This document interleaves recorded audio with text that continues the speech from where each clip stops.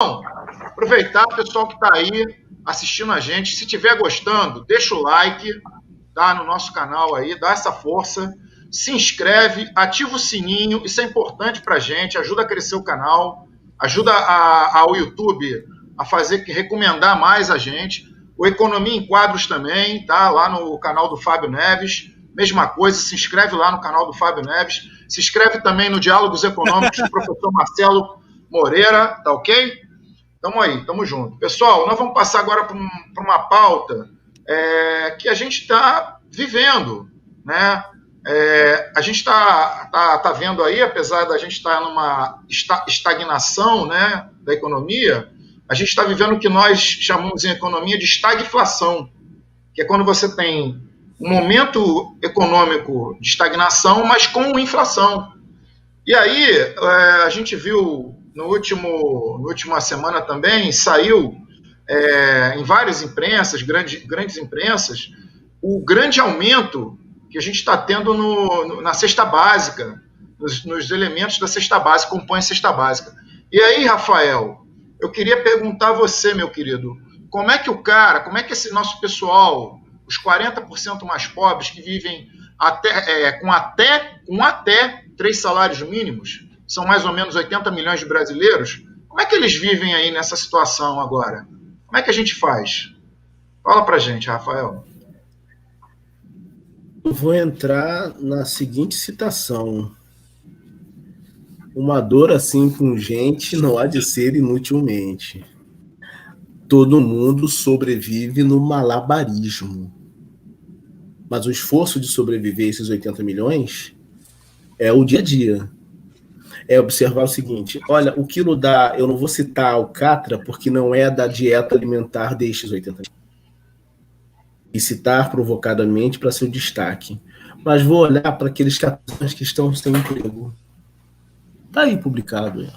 14 milhões sem emprego. 80 milhões de renda ou com essa limitação de aumento da qualidade de vida em razão de remuneração.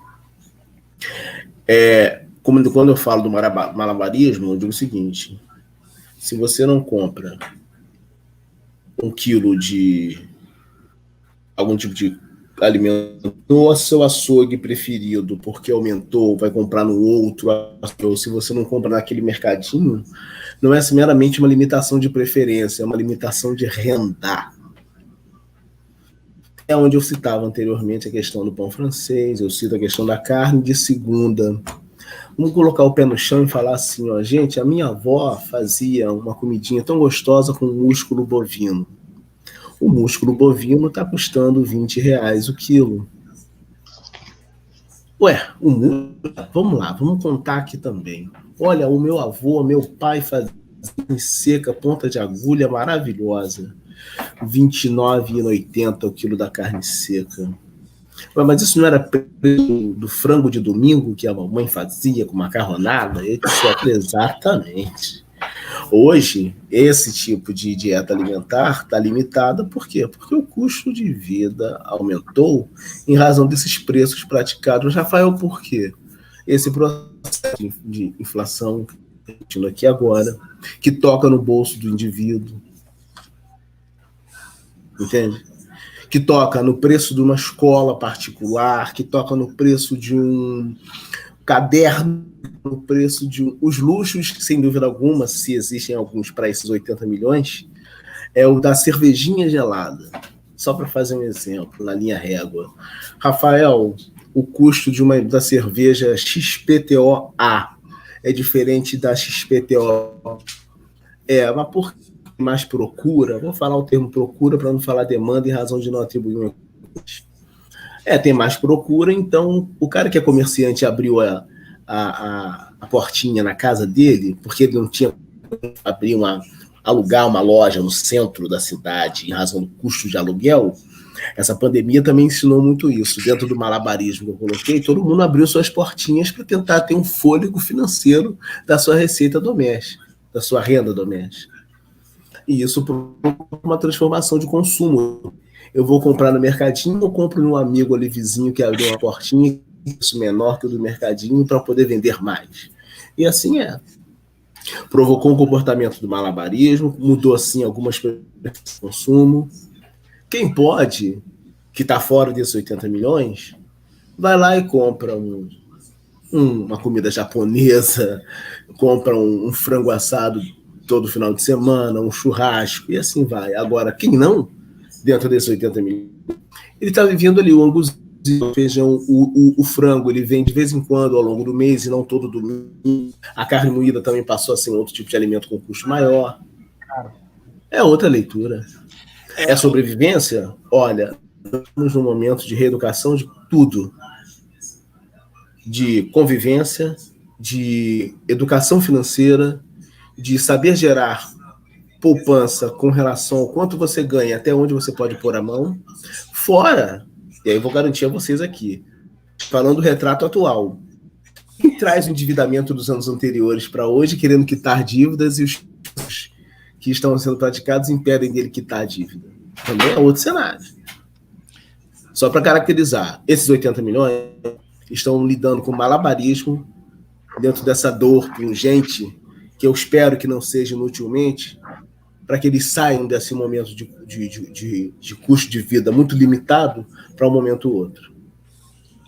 Mas é um pouco contraditório, né, que a gente, em meio a uma depressão tão grande, até mundial, né, Rafael? E você falou uma palavra aí que limitação me lembra privação. Privação me lembra a proibição. Proibição numa economia que se diz liberal, que diz que é o mundo da liberdade, é uma contradição um pouco isso aí, né? Essa carestia. O Diese mostra que houve uma variação nos últimos 12 meses de aproximadamente 40% do valor da cesta básica. É uma coisa, assim, assustadora, né, Fábio? Eu queria até falar um pouco sobre isso e pegar alguns pontos, né? E novamente, agora eu vou falar da minha esposa, da minha mulher, Ana Paula, né? Tá me ouvindo. E eu dou sempre o exemplo do carré, né? Em alguns lugares chama bisteca. E esse exemplo tem a ver com o que o Rafael colocou e o comentário do Elisdi.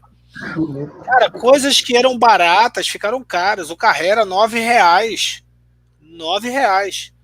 Né? E aí essa carestia, esse custo de vida, essa dificuldade que as pessoas estão tendo para se sustentar e essa mudança de realidade.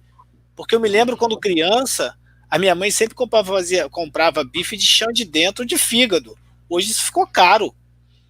Hoje, por algum motivo, né, na minha época, quando criança, nada contra chão de dentro, nada quem está me ouvindo aí, que queria, né, pecuarista e que está lá vendendo a chão de dentro, mas eu me lembro como carne de segunda. Né, o músculo foi promovido, né, Rafael? Agora é R$20 o quilo.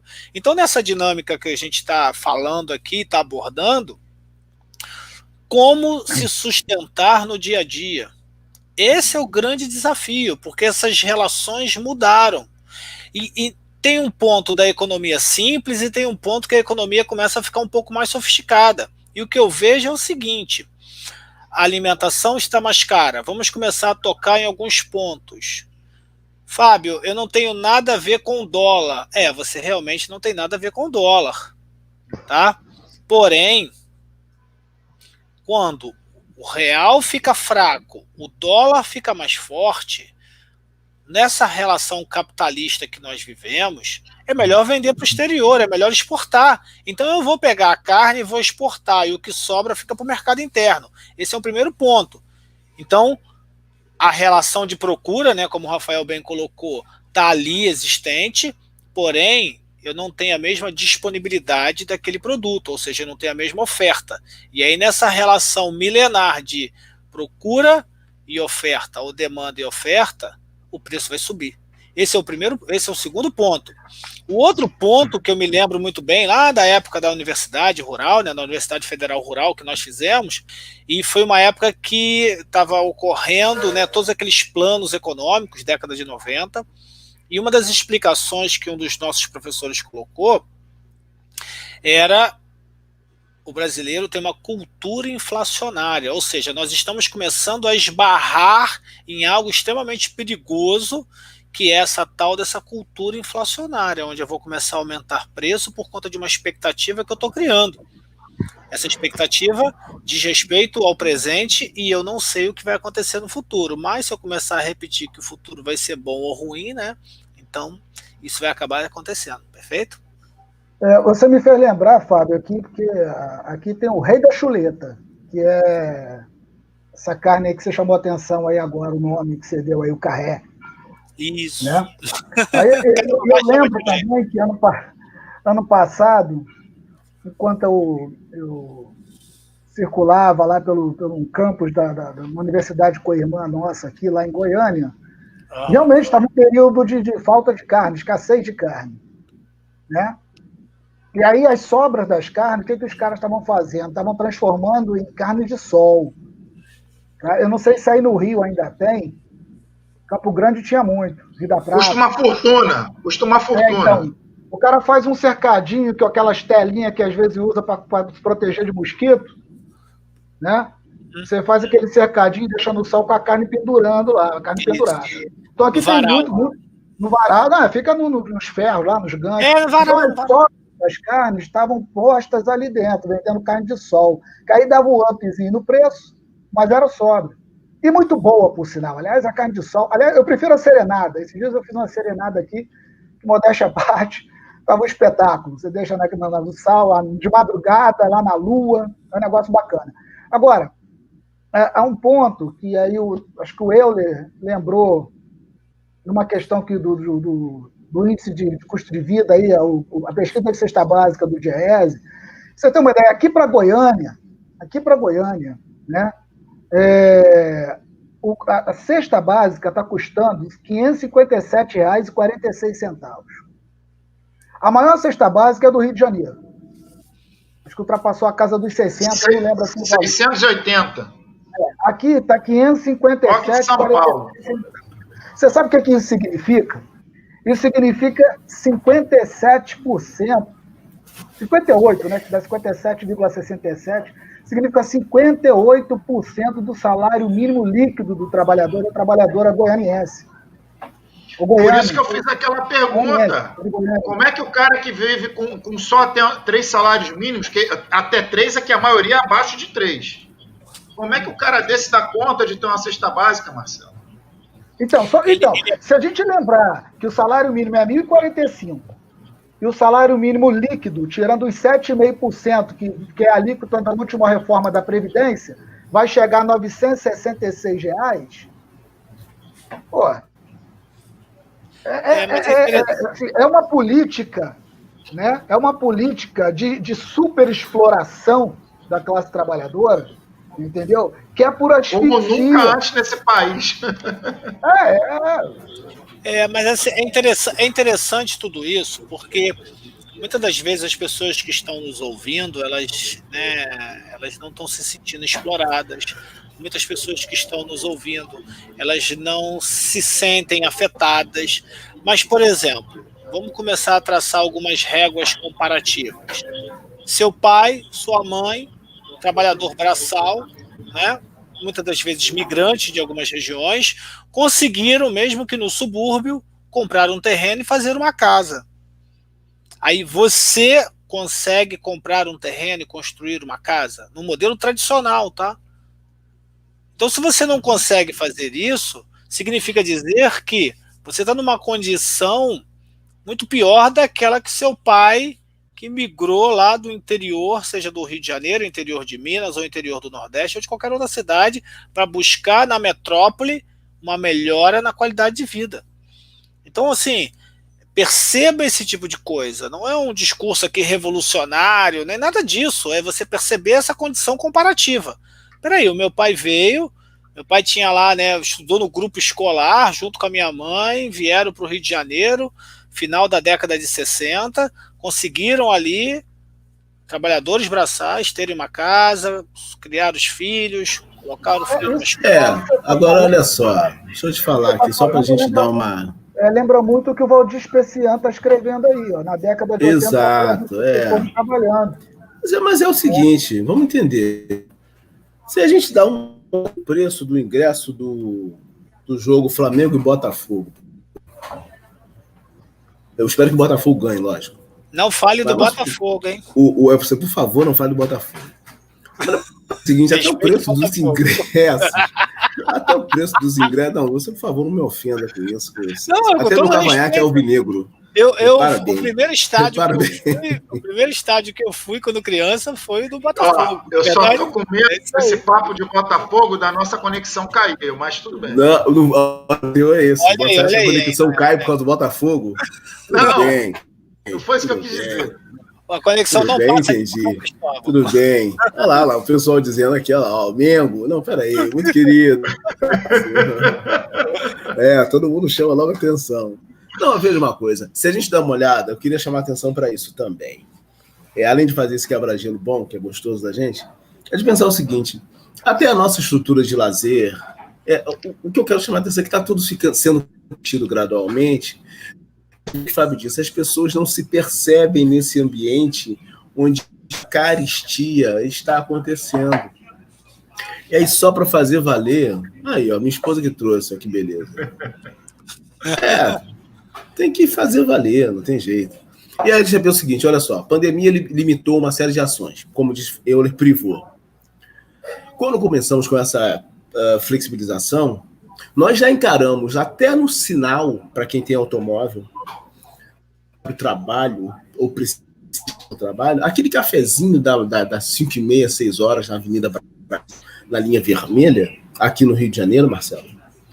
As pessoas estão buscando alternativas de atividade geradora de trabalho e renda, e aí renda não é emprego e renda, porque você tem que ter uma atividade laborativa, uma atividade de trabalho, diferente dessa que o Fábio chamou a atenção para nós, porque o cenário é outro. Lá nos anos 70, nós tínhamos uma discussão própria que era um padrão. Quem casa quer casa, quem constrói a casa. O cimento, o custo era outro, tínhamos um processo inflacionário, sim, diferente do que é hoje. Com todo o processo tecnológico, com toda a garantia do servidor público ou do empregado corporativo, e que atualmente não tem garantia alguma, a não ser que gere a produção, a não ser que trabalhe efetivamente, é pensar o seguinte: o cenário é outro. A gente hoje busca comprar um apartamentinho de 50 metros quadrados e viver a vida. Entende? A busca de gerar esse esforço, de construir uma casa, etc., isso dá muito trabalho. Isso dá muito trabalho, caro. Mas a limitação não é tão somente do caro, que eu estou dizendo, do ponto de vista do preço dos equipamentos construtivos da casa. É propriamente o fato de você ser limitado pelo teu momento, né? Momento. Isso. Tira um retrato. Hoje, quem casa quer casa. Quem não quer casa está solteiro, mas está solteiro vai comprar um apartamento, 50 metros quadrados, no Recreio de Bandeirantes, se for, 450 mil, 600. Isso é outro ponto interessante, Rafael. O segmento imobiliário, quanto avançou, os preços. Então, eu falava do lazer, né? Só para quebrar em razão do Botafogo. Mas o parque não funciona mais. Aí, quando voltou a funcionar após flexibilização, o custo do brinquedo não era mais aquele, aumentou. Aí você pensa, caramba, é difícil você lidar com essas realidades. E aí segue. Obrigado, Luciana. Pois é nesse cenário. Simone aí te elogiando, Rafael. Obrigado, Simone. Obrigado, Simone. Muito obrigado. Obrigado, Laércio.